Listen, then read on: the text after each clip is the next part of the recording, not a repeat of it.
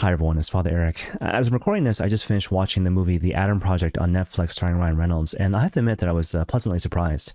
And so going to the thing, I think I'd seen like one trailer, maybe a couple ads, and my expectations for the movie were not that great. I think at most I was expecting a slightly above average movie. And even though the movie isn't perfect, there are a couple scenes in the film which really kind of blew me away, both from an emotional and thematic standpoint. So I thought I might talk about those key scenes in the context of this video right now. So as per usual, major spoiler alert.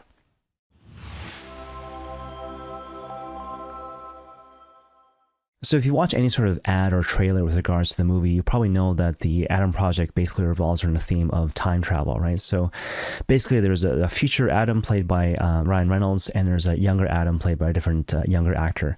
So the younger actor is 12 years old type thing, right? So basically the whole idea is that the Ryan Reynolds character goes back to the present day, and basically our time, and encounters his younger self, and later on he encounters his mother and his father, and he's trying to rectify wrongs which will take place in the future. So anyways, one of the key scenes which really struck me in the context of the film is this conversation that the Ryan Reynolds character, the older Adam, if you will, has with his mother, played by Jennifer Gardner, right? So basically Jennifer Gardner's character, again, Adam's mother, is in this bar, and she's kind of talking about how difficult it is to be a single mom. So basically the mom is talking to the bartender about her son, you know, kind of saying that even though she obviously loves him, at the same time she's frustrated by his behavioral problems, and in particular she's kind of frustrated with herself, kind of wondering like what she's doing wrong as a parent and as a mother. At which point Ryan Reynolds' character sort of jumps in and says, "You're doing nothing wrong," right? And then later on, you know, he finds out that the father died in a car accident, right? And so they're kind of talking around that, and in the midst of those conversations, Ryan Reynolds' character says to the Jennifer Garner character that, you know, you're a good mom, and on top of that, maybe you should let your son know that you're grieving. And at first, the mother is kind of reluctant to share with her son that she too is also grieving the loss of the father in the household. But then the Ryan Reynolds character basically says to her, it's good for him to know. Like, it's good for her son to know that she is grieving, and more to the point, that she doesn't always have it all together. And, you know, for my part, I was watching this scene and thinking about what the takeaway message should be. And I don't think the takeaway message should be that, you know, parents should just dump on their kids, especially when they're like 12 years old or something, right? So I don't think it's that, but the principle is correct. And so the idea is that our kids are always kind of watching us, right? And so mindful of that, it's very important for them to see how we wrestle with our imperfect lives, how we wrestle with suffering, how we wrestle with death, how we wrestle with imperfection in the world, but also imperfection in ourselves. Our testimony in that regard, in terms of our lived out experience, can speak a lot louder than the words that we share in terms of concrete advice. But I guess the other thing that comes to mind with regards to this particular scene is the importance of affirmation. So whether we're talking about, you know, the kids in the family or the spouse in the family, it's very important that, you know, everyone in the family has a shared responsibility of affirming each other. So regardless of who you are, I mean, no one's perfect, right? And so everyone's going to struggle, but nonetheless, we should affirm each other, right? You're a good mom. You're trying your best. You're doing nothing wrong, right? So in spite of the fact that there might be, you know, the occasional blip here and there, there's the abundance of good intention. And if I see that, I should reflect that to you, whether or not I'm the mother, the wife, the husband, the father, or even the kids. In any case, the second scene that comes to mind is this really interesting conversation between the older Adam and the younger Adam, right? So they're kind of talking to each other. And the scene is kind of interesting in particular because the younger Adam is giving advice to the older Adam. And in particular, what the younger Adam says to the older Adam is like, look, I think the reason why you're so angry at Dad, the reason why you hate him so much is because he died, right? And so basically, you made yourself hate him because you didn't want to deal with your own grief. And then the younger Adam basically concludes this whole monologue by saying that, in a certain sense, it's a lot easier to be angry than to be sad.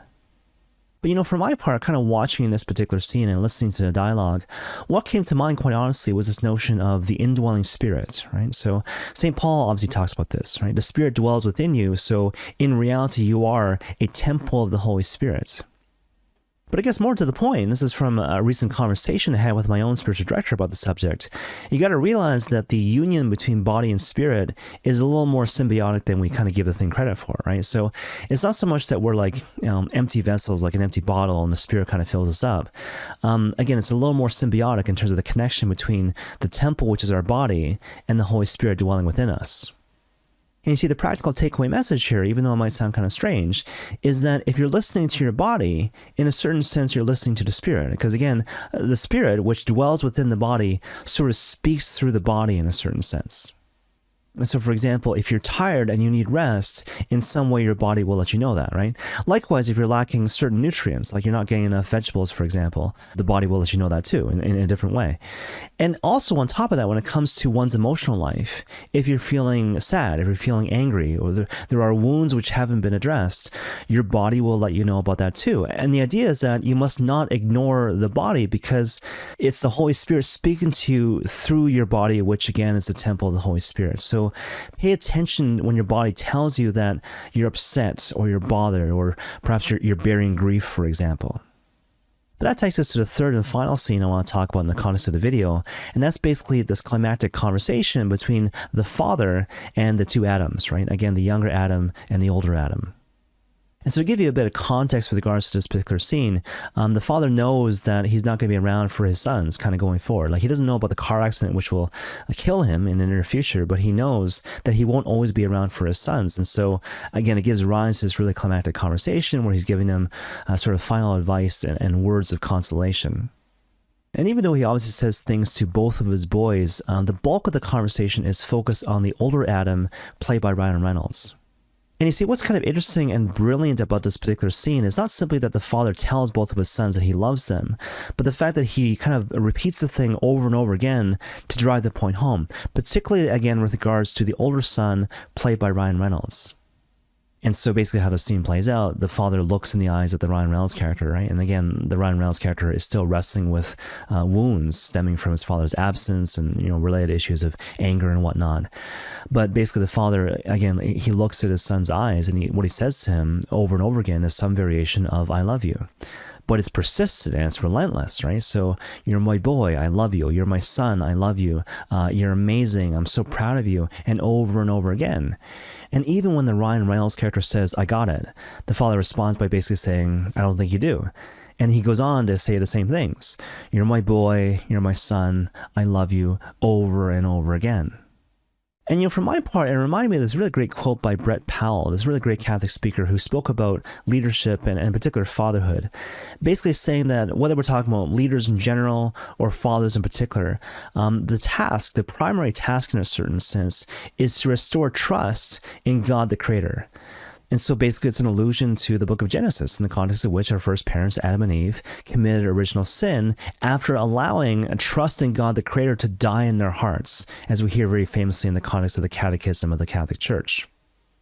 And so again, given all that, Brett Powell says that the common task of leaders and fathers in particular is to help all the peoples of this world restore a deep sense of trust in the Creator God, in a sense of helping people to believe that God's heart is a place of healing and safety and restoration. And so again, to take it back to this particular scene in the movie, when the father says to the Ryan Reynolds character in particular over and over again some variation of, "You are my son, you are my beloved, and I love you," it's healing a deep and foundational wound in his heart and allowing him to be free, to be more fully alive, to be more fully himself. Which is why the scene very dramatically punctuates with the father saying to the son, "You don't have to carry this with you anymore. You don't have to carry this with you anymore, because again, I love you, and you can have confidence in that." Okay, now obviously there's kind of a lot going on here, but hopefully you can begin to see why I've come to really appreciate this movie so much. Because even though technically speaking it is a time travel movie, it's not so much a sci-fi film or an action film, but it's actually kind of a family film. And in particular, even though it might sound kind of strange, it's kind of an instructional film for families, in the sense of teaching spouses, parents, and even children how to conduct themselves in the context of the family. So I definitely encourage you to watch this film, really focus in on those three key scenes, and see how the viewing of this film doesn't help you to become a better member of your own families. And may God bless you all.